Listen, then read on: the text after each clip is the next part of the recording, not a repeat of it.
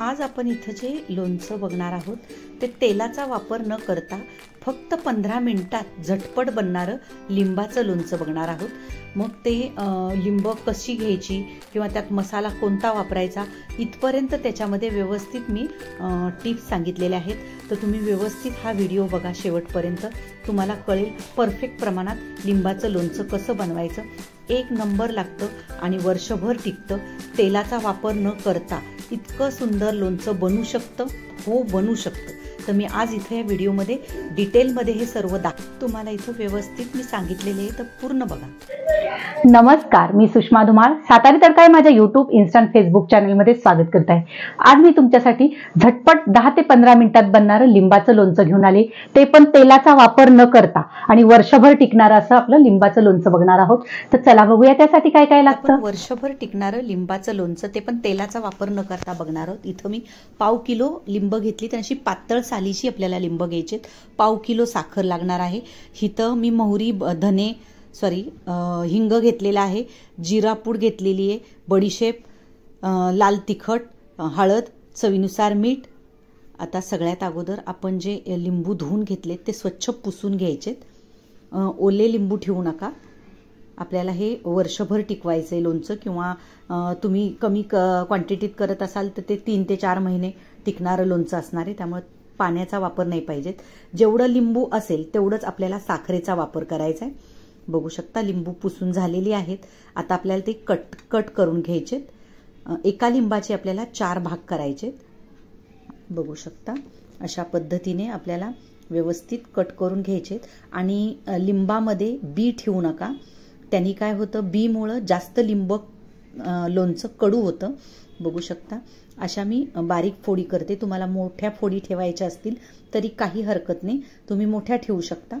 बघू शकता अशा मी 8 जवळजवळ फोडी करून घेतल्या आणि त्याच्या बिया काढून घेणार आहे।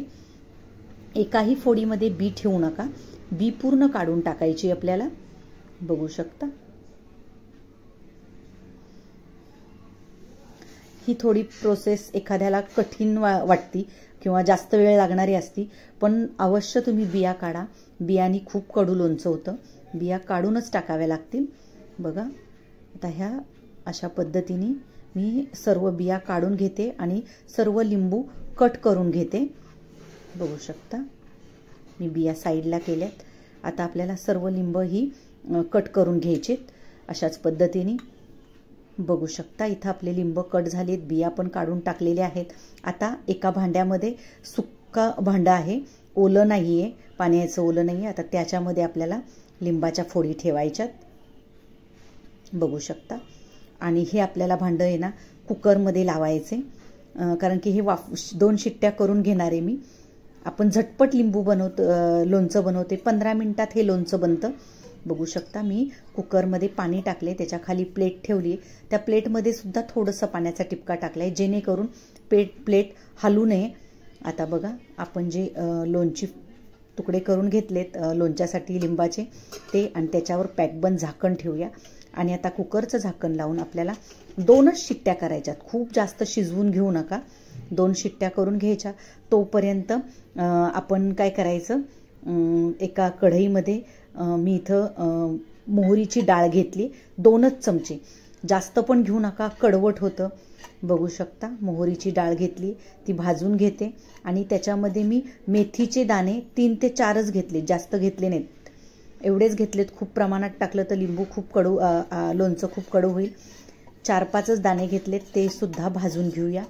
आता त्याच्यामध्ये आपल्याला बडीशेप आणि जिरं टाकून घ्यायचे। बडीशेप पण मी इथं 2 चमचे घेतली, जिरे सुद्धा 2 चमचे घेतले। आता हे सर्व आपल्याला छान खरपूस असं भाजून घ्यायचे। आता हे भाजून झालं की थंड करून आपल्याला ते वाटून घ्यायचे। बघू शकता आपलं झालेलं आहे। खूप जास्त करपवायचं नाही, जास्त भाजलं तरी त्याचा वास कडवट येतो। अलगद असं थोडंसं भाजलं की हे बंद करून थंड करून घेऊया। बघू शकता आता एका प्लेटमध्ये काढून घेऊया आणि हे थंड करून घेऊया। आपल्याला वाटून घ्यायचं हे मिक्सरला। आता बघा त्याच ह्या काचेच्या बरणीत आपल्याला लोणचं भरायचं आहे.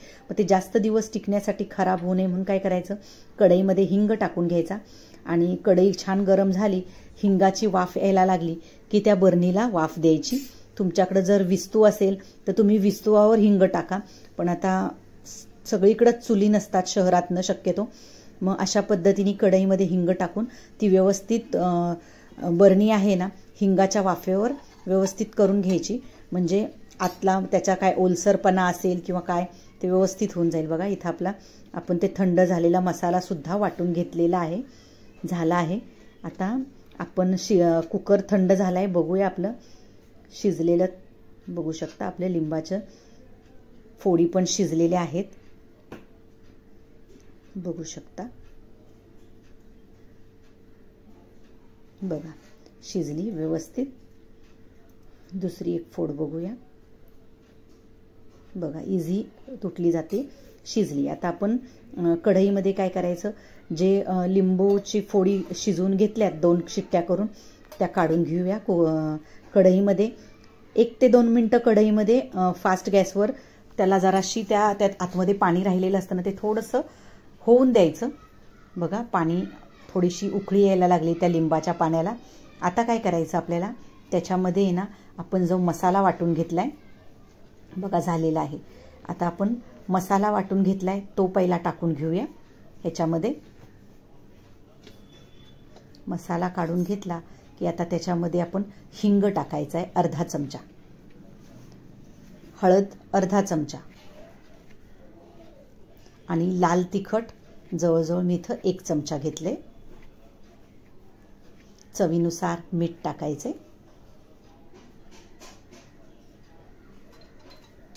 आता हे सर्व आपल्याला मिक्स करून घ्यायचंय व्यवस्थित, बघू शकता. सर्व मिक्स करून घेऊया. आता हे झाले.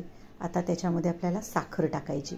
लिंबू जेवढं तेवढंच साखर. पाव किलो लिंबू घेतली आहेत मी, पाव किलो साखर घेतली. तुम्ही अर्धा किलो लिंबू घेतलं तर अर्धा किलो साखर तुम्हाला टाकावी लागेल, कारण की आपण हे झटपट बनवतोय लिंबाचं लोणचं, 15 मिनिटात खायला तयार होतं.